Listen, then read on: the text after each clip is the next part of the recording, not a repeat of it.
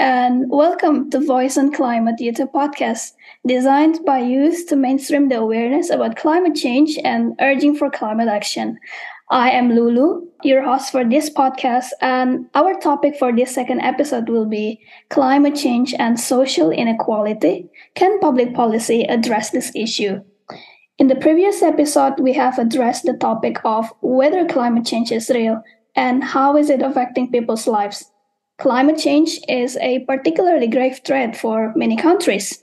Therefore, this podcast will attempt to reveal the link between climate change and social inequality, how climate change leads to worsening social inequality, contributing factors of climate change to social inequality, and what are the suitable public policy tools to intervene the issue of social inequality due to the climate change. Together with us, our guest speaker, Hadia Samim, a Max Tabiso Atkins Climate Ambassador 2023, an initiative of Global Youth Climate Network by World Bank Group Youth to Youth Community, will share her insights upon this topic. Hi, Hadia. How are you? Hi, Lulu. I'm doing wonderful. How are you doing? Good. I'm doing good. Now, would you like to tell us about yourself, Hadia, before we jump onto the discussions? Absolutely. Well, first of all, thank you so much, Lulu, for inviting me to be a guest speaker on the Voice for Climate podcast. I'm truly honored to have had the opportunity to join the important conversation about climate change and social inequality. Your dedication to raising awareness about pressing environmental issues is truly commendable, and I really appreciate the platform that you've provided to discuss these crucial topics. As a climate ambassador and advocate for social change myself, I am passionate about addressing the intersectionality of climate change and social inequality. I truly believe that it's through open and insightful discussions like today, we can shed light on the disproportionate impacts of climate change and work towards creating a more equitable and resilient future for all. So once again, thank you for having me. I'm super excited to contribute to this conversation today. Wonderful. Thank you so much for willing to be our guest speaker for this episode. Hoping that your great work may continue to inspire young people to act for climate. Now, let's move on to the discussion. Now, Hadia, because we are talking here about climate change and social inequality, therefore there are two things that we have to entangle about climate change, which we have already defined in the last episode, and social inequality, which we have not yet known what is actually social inequality. So that's the main question. What is the social inequality and why does it have to do with climate change? Great question, Lulu. I think it's extremely important for us to cover context and background. So social inequality really refers to the unequal distribution of resources, opportunities, and benefits among individuals or groups in the society. It encompasses disparities in things like income, education, healthcare, employment, and overall well-being. So climate change and how they are linked together is that climate change exacerbates social inequality in various ways. Firstly, it impacts vulnerable communities disproportionately as they often lack the resources and infrastructure to adapt to and mitigate the effects of climate change. And additionally, marginalized groups may face additional challenges due to systemic discrimination and limited access to things like decision-making processes, which are well related to climate change. That is an interesting definition, I think, because I see few keywords there like unequal distribution, which leads into disparity, and it's that particular inequalities therefore causes a much more greater effect into certain groups. Now, we see that in the climate change discussion, there are sometimes it is being acknowledged that there is an unequal impact of climate change to the global north and also the global south countries. Now, how does the impact of this climate change can be very disproportionate? Yeah, wonderful question. The impact of climate change is geographically disproportionate, with both global north and global south countries experiencing unequal effects. So, developing countries or developed countries in the global north tend to have more resources, more technical capabilities, and more infrastructure to adapt to and cope with climate change. On the other hand, developing countries in the global south, particularly countries in, for example, Sub-Saharan Africa or South Asia, face greater challenges due to limited resources, weaker infrastructure, and higher dependence on climate-sensitive sectors, such as agriculture. So these disparities further widen the gap between global north and south, leading to increased social inequality. I see. But I say we see that there is indeed an unequal impact of climate change to global north and south countries. But I've also noticed that in the definition itself, social inequalities can also occur in different groups of people. Now, what's your take on that? How does the climate change impacts differently on different groups of people? That's a great question, and you're absolutely right. I think depending on your markers of identity, that includes things like level of education, your religious background, your socioeconomic background, your sexual orientation. So all those can exacerbate social inequalities, and of course impacts you experiencing climate change very differently. And there are several factors of climate change that contribute as a whole to social inequality. Firstly, that's economic disparity plays a significant role. So, for example, low-income communities often lack the financial means to invest in climate resilience infrastructure, energy efficient technology, or disaster preparedness measures. Additionally, marginalized communities may also face environmental injustices, such as being disproportionately exposed to pollution or living in areas prone to climate related disaster, as well as things like discrimination based on race, gender, socioeconomic status, like I mentioned before, can further exacerbate the effects of climate change and really perpetuate social inequality.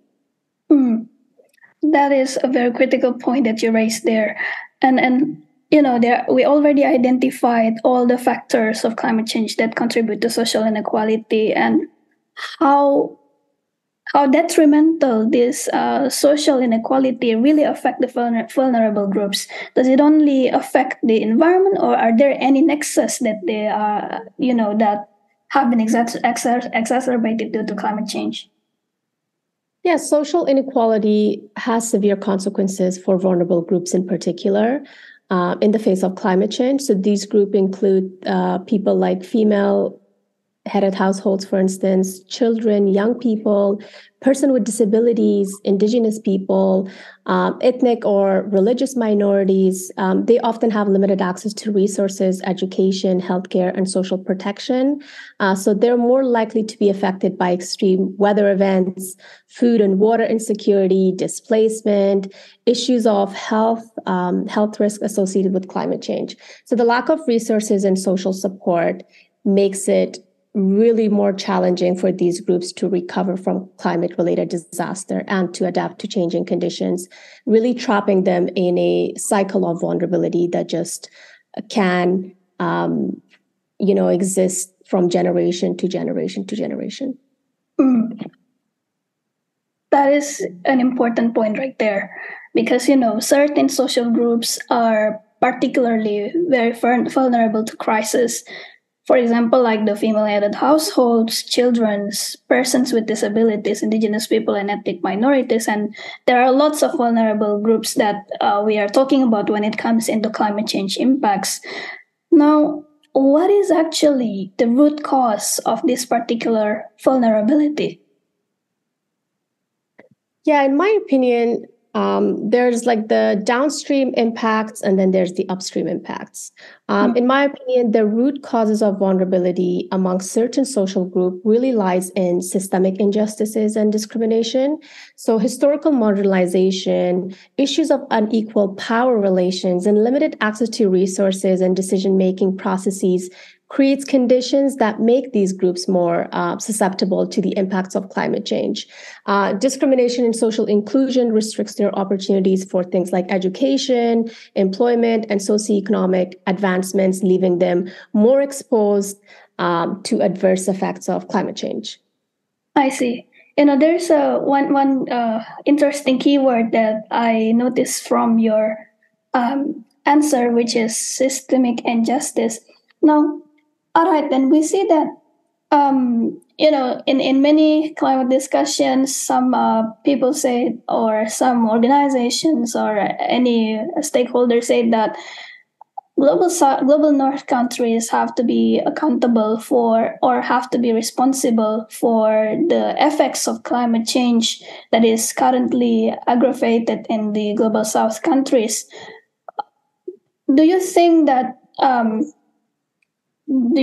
really global north countries really have to be accountable for that because of their historical emissions? I believe yes, because if you look at statistics, majority of issues of climate change do come from global north countries, and they affect or impact people or populations living in global south. So it's easy for us, as policymakers, as educators or decision makers to kind of, go to global south countries and tell them to fix their problem or fix their issues of pollution or things like that. But to be quite honest, when you look at statistics, it is the global north countries. So the best solution is for both of them to come together, take accountability for their emissions and things like that, and ensure that they're collectively working together and taking that accountability and being transparent in terms of taking ownership, providing data and things like that in order for us to make better decisions, more informed decisions that will essentially help both global south and global north countries. Exactly. Because in many climate negotiations, for example, like the last one in COP26 or in COP27, we see that developed countries have committed to mobilize their funds like $100 billion per year for assisting developing countries to transit to to a cleaner energy or to a better climate change mitigation and adaptation. However, we see that such plan or such policy tool are actually not working right now as they are having a shortfall. Now, what's your take on this? How what can we repair from this particular policy tools to really enable that collaboration and cooperation in tackling social inequalities? I think collaboration really starts, first of all, each country's government taking ownership and taking accountability and looking into their, ESGs or global emissions. So studying it. And then from that, really trying to bring both the public and private sector together and work more effectively like that. Because as you know, like over 71% of global emission or private sectors or private companies are responsible for over 71% of global emissions. So it's, again, easy for us to, make this an individual responsibility of make sure we're recycling and make sure you're not purchasing fast fashion, which is absolutely, it's something that we need to do as individuals. But at the same time, when you're looking at big companies in the private sector and their emission, like global emission rates, it's quite large. So I think it's important for us to bring these sectors together, or even sectors that are often left out of these conversations. That includes like faith-based communities, for instance, and try to make them part of the solution rather than leaving them isolated. I also think it's really important for us to, when we're addressing these issues, especially something like climate change or social inequality, to take like a more collective impact approach. And what that means is trying to pool in our resources so we can come together and tackle these issues. Because if we're doing all of these, if we're addressing these issues or coming up with solutions in isolation, usually, efforts like that are burdensome and they're usually not sustainable. I see. That is a very wonderful, explanation right there.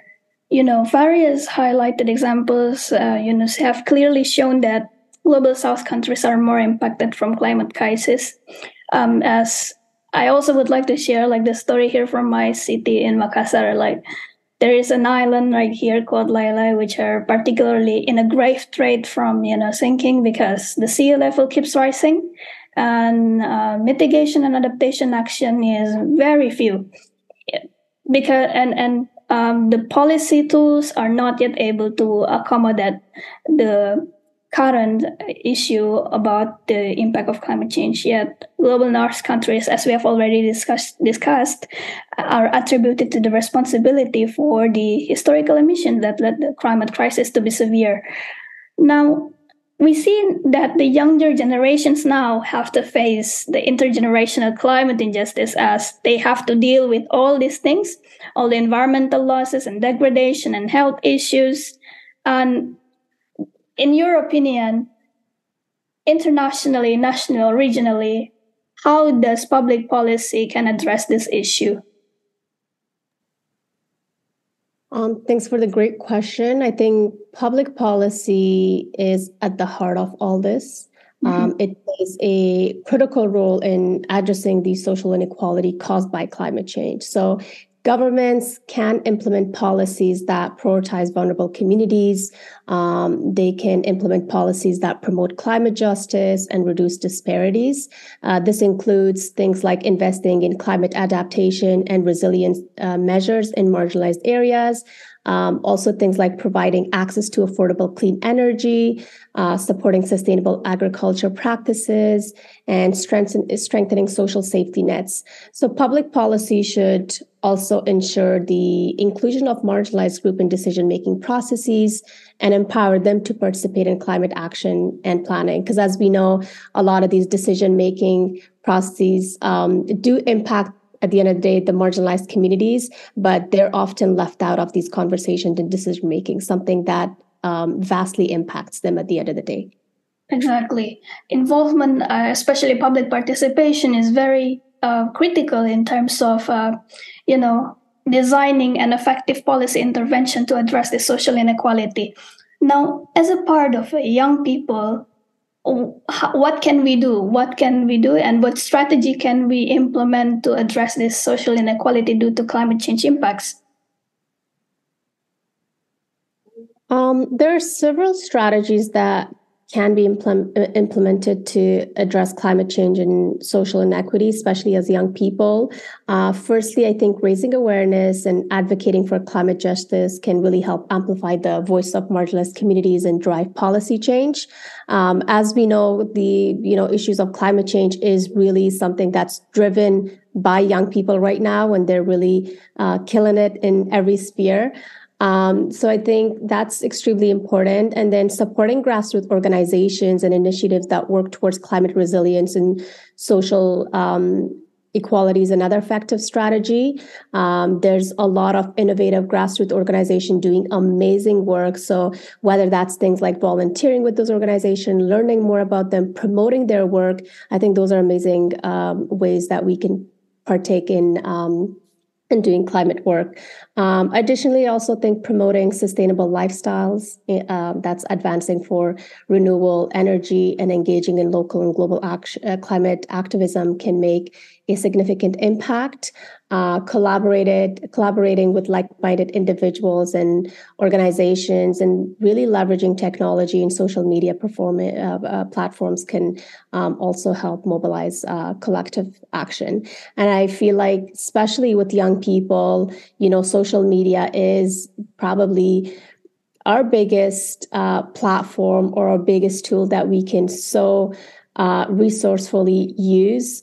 So I think, our biggest, there's literally no resources that we can't find. And I feel like social media provides us a really good strategy to kind of amplify our voices or the voices of marginalized communities. Exactly. And that's also the reason why this podcast exists, because, amplifying all these voices and the importance of, tackling and acknowledging climate crisis is really important. And social media is a powerful tool for us, the young people. Now, before ending the conversation, what message would you like to convey for young people and also the listeners concerning our conversation about climate change? I would like to emphasize the profound connection between climate change and social inequality and the crucial importance of taking action. As young people and listeners, we have the power to drive meaningful change and really shape the future we want to inherit. So it's vital to recognize that climate change is not just an environmental issue. It is deeply intertwined with social justice.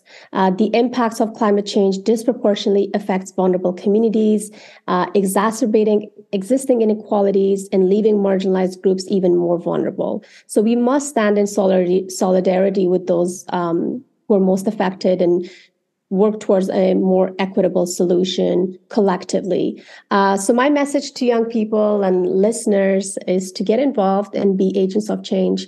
Educate yourself about the issues, engage in conversation, raise awareness amongst your peers and community, take action, whether it's through grassroots initiatives, advocacy, or supporting organizations towards organizations who are working towards climate justice. I feel like every small step matters and collective efforts can make a significant impact. Let's change the status quo, demand policy changes that really prioritize the most vulnerable and push for sustainable practice in our daily lives. I really believe that by fostering inclusivity and amplifying diverse voices and advocating for justice, we can create a future that addresses both climate change and social inequality. What a powerful statement you have. Thank you so much, Hadia, for sharing your insights on Voice on Climate YouTube podcast, episode 2, designed by youth to mainstream awareness on climate change and urging for climate action. Thank you for listening and see you on future episodes.